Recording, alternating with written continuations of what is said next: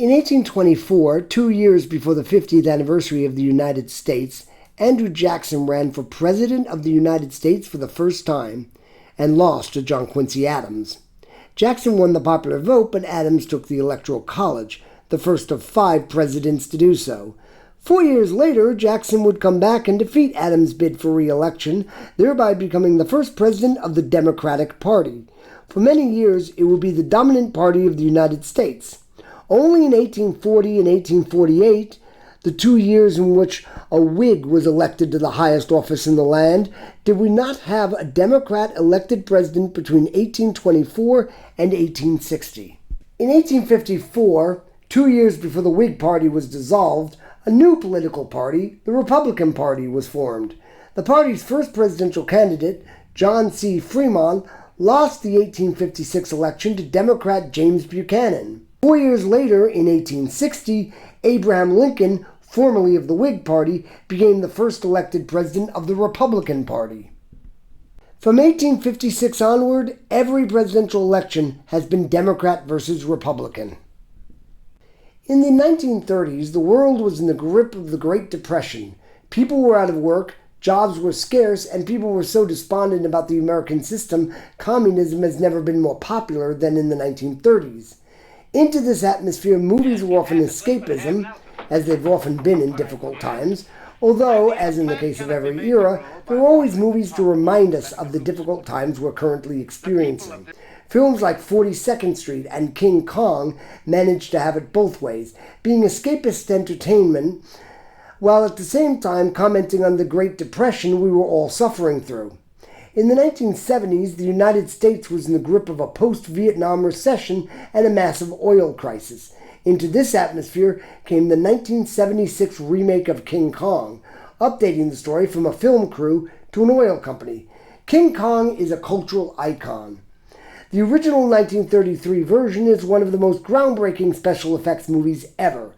It was inevitable that it was going to be a franchise. Among the many Kong films, some of which were just Kong-inspired giant ape films, were 2 direct remakes, or 3 if you count the animated version.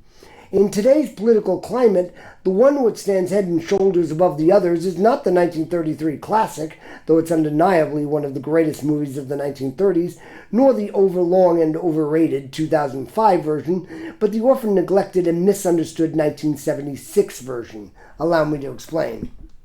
In the 1980s, the Republican Party got Ronald Reagan nominated and eventually elected President of the United States. He gradually moved the Republican Party more and more to the right, a pattern which continued over the next several decades until they've become so conservative they're unrecognizable from their original origins. As the Republican Party moved more and more towards fascism, the Democratic Party remained the common sense party, although something has happened since the early 2010s. The Democrats seem to have had the philosophy, if you can't beat them, join them, and therefore decided to join the Republicans in their insanity. And this is precisely where the 1976 version shines. The oil company is led by Representative Fred Wilson, played by Charles Grodin, a far-right conservative who would sell out his own mother for an extra buck. Jeff Bridges plays a far-left liberal who cares more about causes than about human emotions. Jessica Lange represents the United States, who is being torn apart by both parties, and both are being controlled by the far left and the far right, each of whom cares more about their own agendas than they do about the people of the United States. What's the matter? You're not dressed. No, that's right. I'm quitting your circus, Fred. You big idiot. You signed a contract. You took an advance. Oh, Jack, don't leave me tonight, please. Listen, my horoscope says that... Go on, shut up. Come with me right now. Come on, to hell with the contract. Go ahead. Except I promise you, you'll never get another booking in your life. You'll end up tap dancing at Rotary clubs. Oh, Jack, don't you understand? Yeah. Yeah, I do.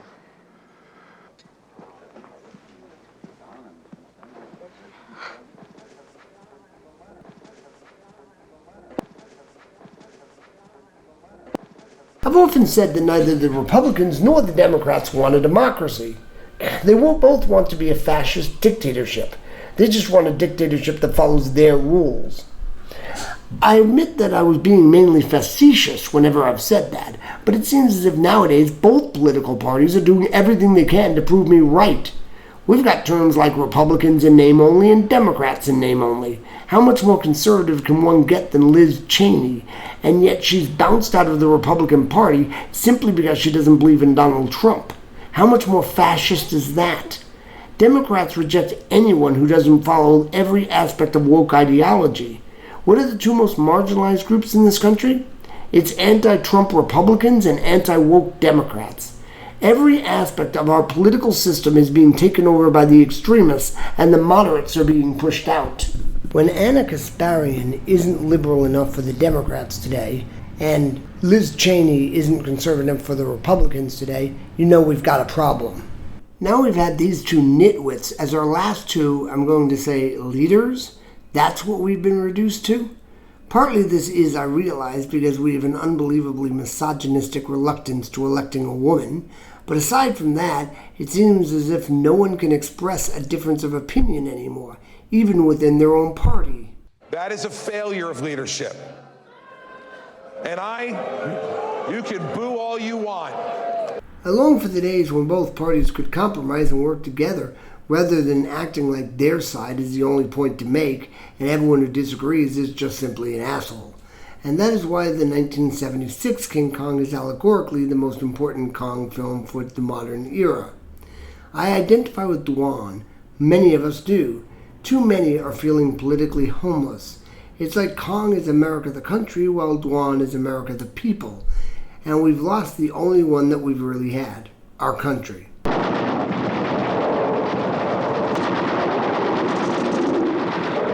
We're basically like Dwan at the end.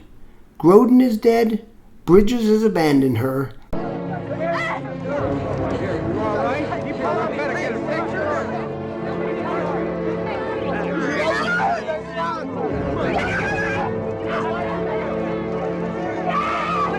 and there we are. Now all we have to do is try to resurrect it, hopefully with more success than they did.